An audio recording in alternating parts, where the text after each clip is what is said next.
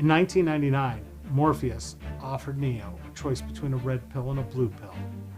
In 2018, this country fractured between red and blue. In 2022, I'm here to tell you that if you really want the truth, more voters are neither red or blue.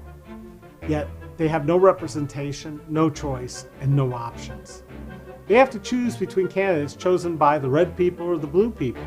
I'm David Esrati, and I'm running for Congress as an American, as in red, white, and blue. I'm a veteran, an activist, and a small businessman.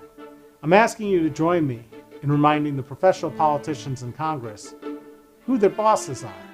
I support ranked choice voting, campaign finance reform, and a verified voter information system, all so we can stop having the best politicians money can buy.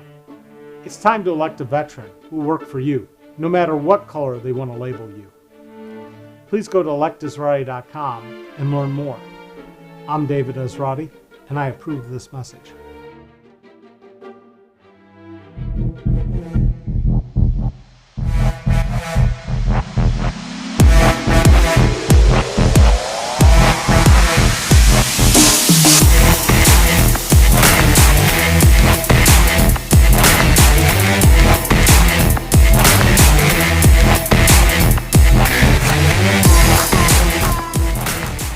In Jurassic Park, you thought those little baby dinosaurs were cute until they turned into out-of-control carnivores. That's sort of what happens to government when we elect people based on very expensive advertising campaigns and propaganda. I'm David Esrati. I'm a veteran and a small businessman running for Congress. You don't want professional ad people and pollsters to sway your vote. All those hot-button issues like gun control, abortion, borders are all politicized to stop you from voting rationally. And thinking rationally seems to be in short supply these days. Most Americans have been voting against their own best self-interest for a long time because we've allowed money to buy our leaders. 1 million Americans died in the last 2 years because our leaders couldn't lead. It wasn't that hard. Mask, distance, test, and then vaccinate. In an instant, we had billions to spend on healthcare for COVID, when for years we've been told we can't provide healthcare for everyone equally in this country. That's an unintended consequence of the pandemic. If you think about it, our government can pretty much do whatever it wants, or what the people who buy our politicians tell our leaders to do. We also had a ton of money to prop up businesses. The next thing you know, it turns out that a living wage was not only possible, but necessary. As a small businessman who won't sell you out to corporate interests and lobbyists, I can tell you that it's time to fully understand the consequences of companies like Amazon, Facebook, and Google and their effect on small business, and to remind you that small business is the #1 creator of jobs in this country. So this next election, don't trust this ad or any other political ad. Do your homework and think before you vote. It's time to put this ad man in Congress because I know that the best advertising is based on the truth, not the size of the budget or payola. Or you can just vote based on who has the money to buy their way into Congress and live with the consequences. I'm David Esrati, and I approve this message.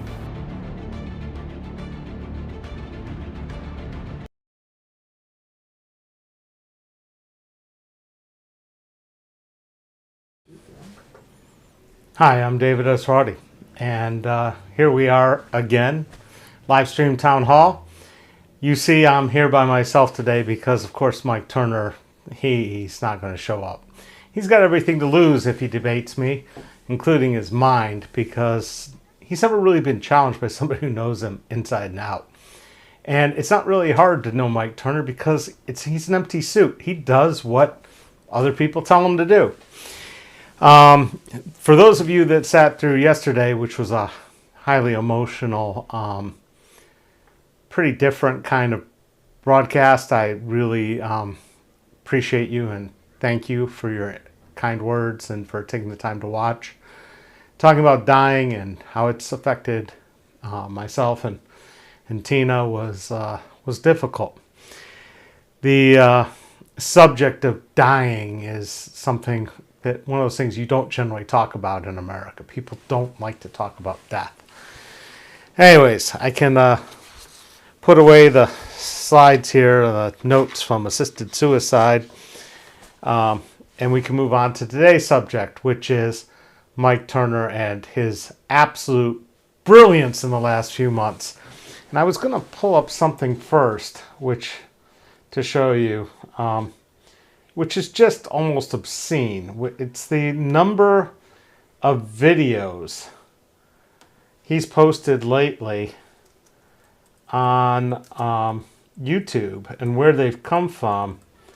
And I didn't have this ready because I got up here late, but I'm going to pull this up full screen and we're going to actually look at it. This is new, so I'm picture in picture, and here we go. We've got him on Fox News. We've got him on, I don't know, CBS this morning, CNN, Sunday morning, CBS, America's Newsroom. All these in the last, let's see, 1 month, 2 months. I mean, in 2 months, we're all the way down to here. So, that's a lot of videos, because before that it was, a few 4 months ago, and then a few 5 months ago, 6 months ago, 8 months, but before that it was not much stuff happening. He likes to do stuff like this right before elections.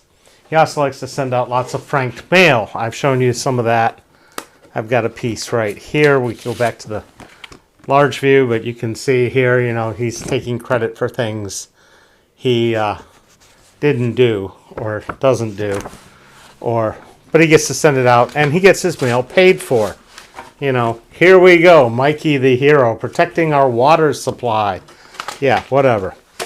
Anyway, when you're backed by 19 billionaires from out of state and have $1 million in your campaign fund, you can afford to do all kinds of things that I can't do. But what Mike likes to do the most, and I'm going to do this full screen here. Got to get it up to full screen. It should be, these buttons are different here. Should be. Yeah, it's the green button in the corner. Hang on. There is no green button in the corner on the QuickTime player. Let's go full screen. Hit the screen.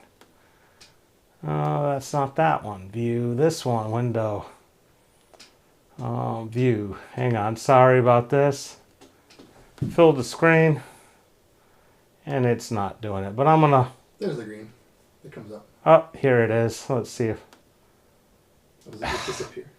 It disappears. Let me do this. I don't know why this one will not go full screen.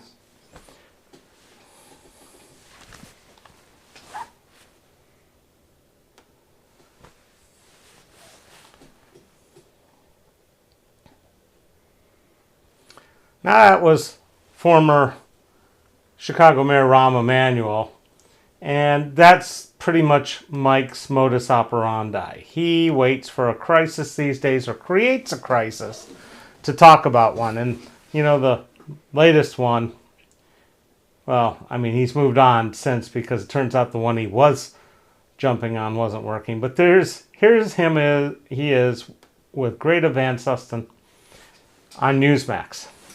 We don't have audio over here. You don't have audio. No. Okay, hold on. We did this before and it worked. Sorry, while you watch me jump through here. Sound. There we go. Here we go. Multi-output device. So, let's try this. Good evening, sir. You got it. We got it. So here we go. Goods. He says the Biden administration should also provide more details on what led to the search. Ohio Congressman and Ranking Member of the House Intelligence Committee, Mike Turner, joins me. Good evening, sir. Greta, good to see you again, and great talking to you. Nice talking. Now, sir, you have said the other day, and I 100% agree with you, that no one's above the law. And you said, we all agree with that, but everyone should be treated. All right. So, Mike Turner said no one's above the law. Let's talk about some things that happened right here in Dayton that Mike Turner has totally ignored, that if you had a congressman that cared about you, something would have happened. How about when we had our Republican sheriff, who was also the Republican Party chair, running a jail where they pepper sprayed inmates point blank in the face? Not because they were, bum rushing a deputy or a jailer or, causing trouble. No, they were in a 7-point restraint chair. They were totally incapable of doing anything to harm that deputy. What we had going on was torture. Torture defined by the Geneva Convention. Not talking about local laws, not talking about state laws, not talking about federal laws. We're talking about global laws. And Mike Turner sat there and didn't do a thing. I, on the other hand, had a problem with it.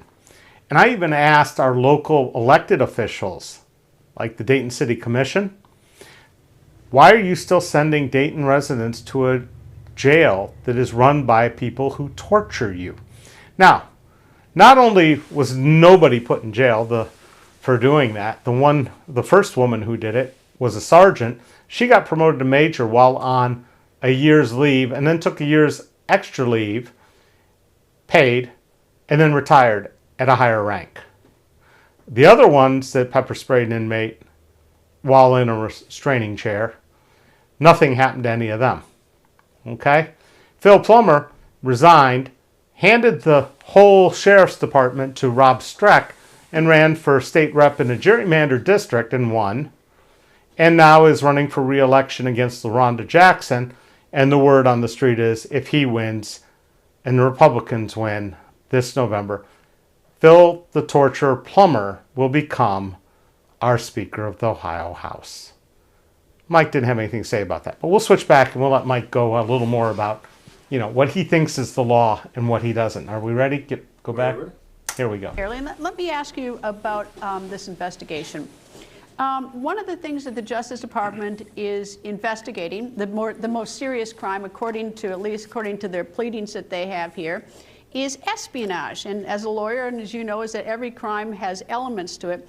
And the most important element that you have in espionage is that you have information that's transmitted that's classified. That would require President Trump to transmit the information someplace, but also with intent to harm the United States. And intent is a more curious element to try to prove. What in the world do you see in any of this shows an intent that President Trump, it looks like he, at most, he has stuff locked up in his basement?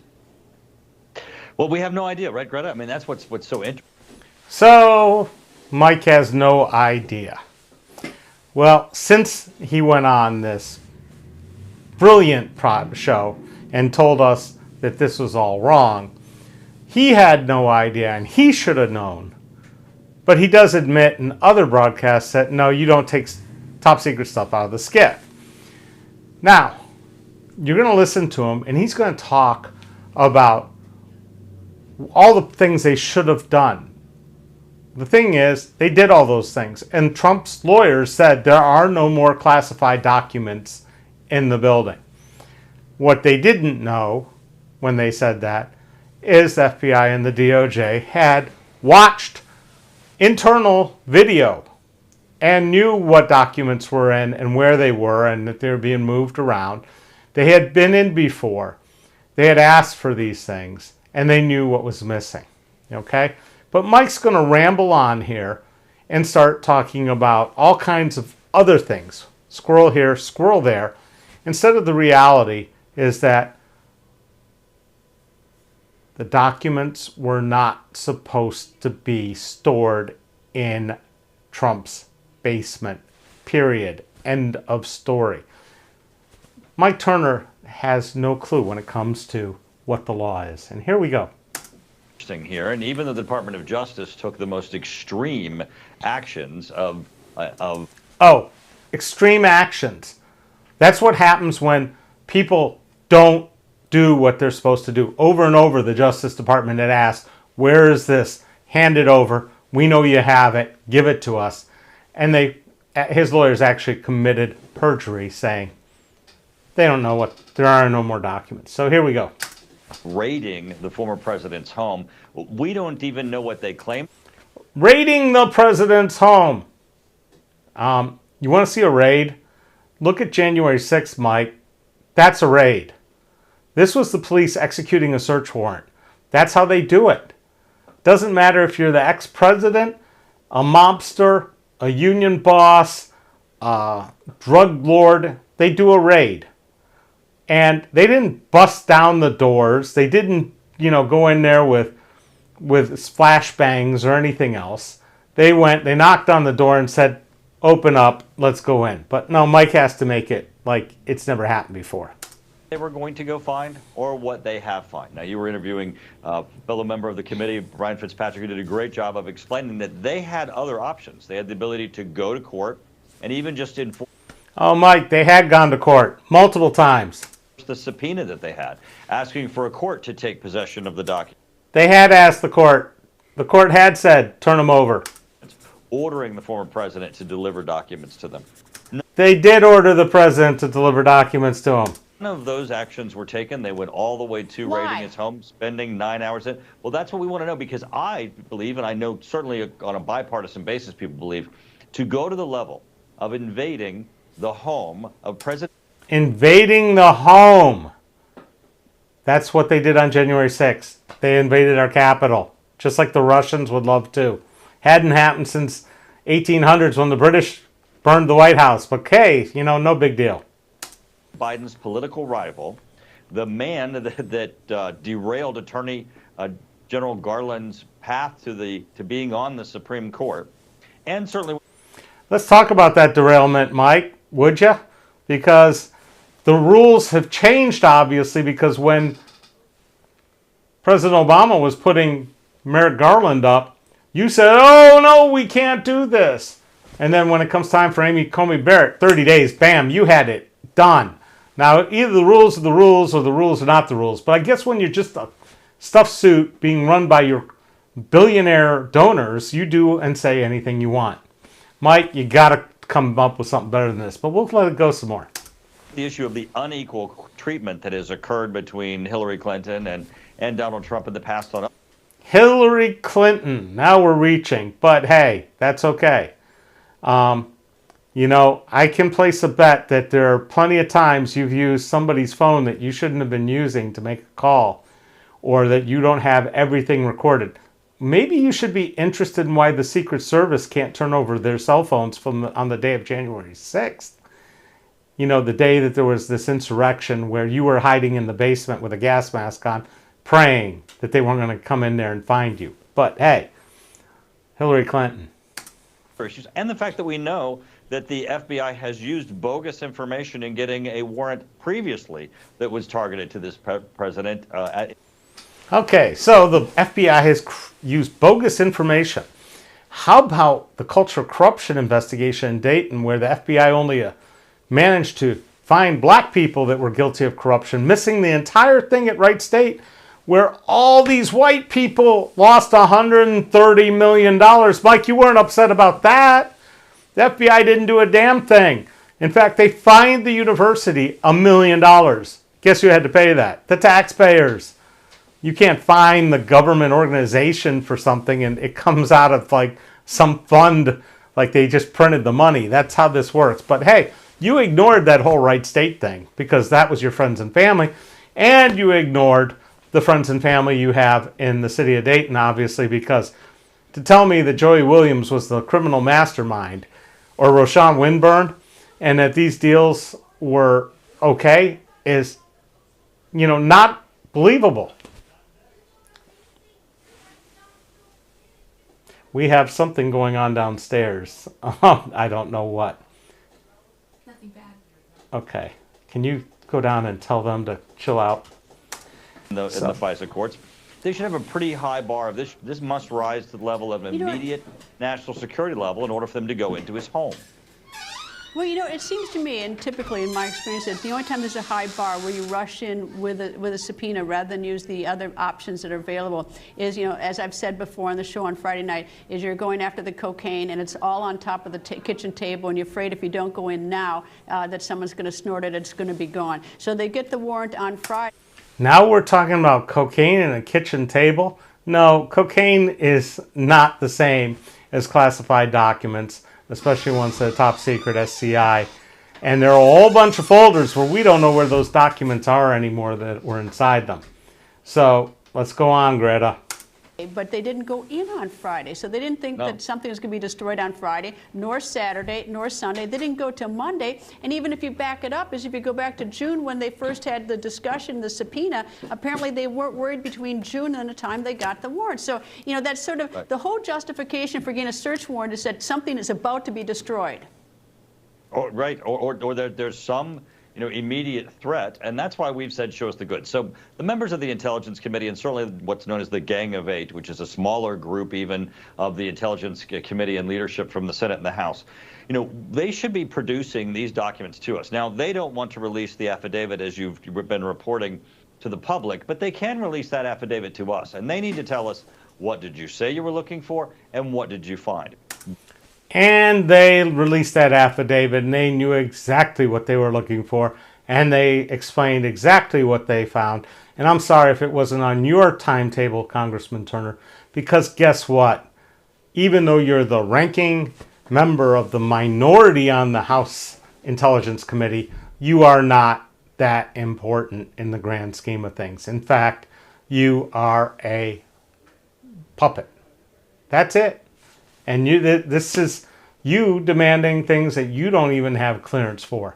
Some of these things are above your pay grade. Does this actually rise to the level of an immediate national security threat, or is this merely abuse of discretion on behalf of Attorney General Garland? If anybody working out at the base, anybody took home top secret SCI documents, it would be a national security issue, period. And they would have their security clearance revoked, and they would be in jail. Why Mike Turner thinks this is different for the former president of the United States, I don't know, and you don't either. But let's hear him go on some more. All right, suppose they did let you. You looked at it in the SCIF, and you read it one of two ways. And that you thought there was something very powerful and potent there and was justified, and then the other you thought it was ridiculous. Would you come out and say either way? I mean, now I realize you wouldn't be able to release the contents, but will those members of 8 tell us? Well, we would have the ability to tell us to tell you our impressions. I mean, I can't tell you the contents of classified material, but I can certainly tell you what the impression. For example, here's some examples of things that if they were in these boxes would be completely irrelevant. Zawahiri. I mean, we were tracking down Zawahiri. There were documents certainly that were marked classified with respect to the hunt for Zawahiri, where he was, how we found him, and obviously the actions that were going to be taken. The Biden administration declassified all those. All of the news channels have reported how that unfolded, and yet certainly down in the Intelligence Committee and maybe other places in the government, there will still be documents about this hunt that would be marked classified that are not currently classified. So let's be clear. Mike's saying if he took something home about the hunt for al-Zawahiri, that those would all be now declassified. No, they wouldn't. Because what would be declassified and what would be released to the public might include names of operators, sources, confidential sources, techniques, all kinds of things. So if it's pertaining to that, yes, we know what happened in the general respect. But down to the details of just any old papers, they all automatically become declassified. No, that's not the way this works, Mike. It really isn't. Okay? Because I've been doing FOIA requests trying to figure out what happened in the culture of corruption investigation. I'm being blocked left and right and getting over and over told that this is, highly secretive material and we can't release it because you might find out who and how the FBI works. So that's just on the little culture of corruption investigation here. Them saying we cannot confirm or deny the existence of records that I know exist because I know somebody on the grand jury. Come on. This is a much higher level than what's going on in Dayton, Ohio, and the FBI and the DOJ are putting up a lot more of a fight. So let's keep going here. The fact that the FBI reports we have classified documents doesn't mean they really do. Are these classified or not? Did the president himself, even President Trump, while he was president, declassify them?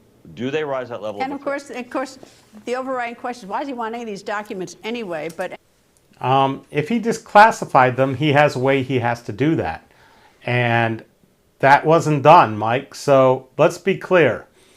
He had documents he shouldn't have had. His whole special master request is backfiring on him. And so what has happened? You've moved on to the next crisis, but we'll get to that in a minute.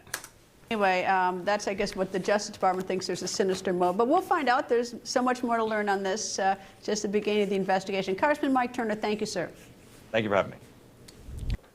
And Goods. And goodbye, Mike. But the reality is, I can go and show you that now he's pivoted to his next problem, which is, oh my God, they're coming over the border in hordes. We're being invaded by illegal immigrants. That's his new crisis. He's trying to rally the base about something he believes that the Democrats won't do anything about, so that he gets his right-wingers a good reason to vote for him. Never mind the fact that he's going to vote to make abortion illegal across the land for all causes.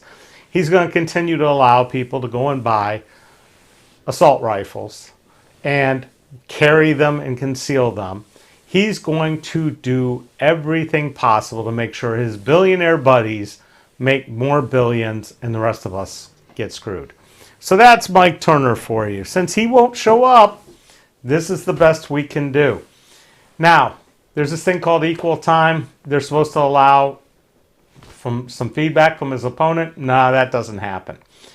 What can you do? You can go to change.org, and there's a petition there. I linked it in the description of the YouTube channel, and you can sign a petition to encourage Mike Turner to debate me, because this is kind of boring compared to watching the vessels in his neck all pop out and his forehead get all sweaty and his brow get wrinkled and he starts getting nervous. And it's sort of like when he was on the stand trying to accuse me of being some sort of ninja terrorist in the chambers when I was sitting there silently, not moving, protesting his illegal secret meetings. Mike Turner doesn't work for you. He doesn't work for the base. He doesn't care about anything working out for you. He cares about defense contractors. So when they just passed this omnibus bill, or the extended the budget so the government doesn't go under, it was no big deal to extend a whole bunch of more money to Ukraine, because that goes to his buddies in the military-industrial complex. He doesn't care about Americans dying here of not being able to afford their insulin. It's time that Mike Turner goes bye-bye.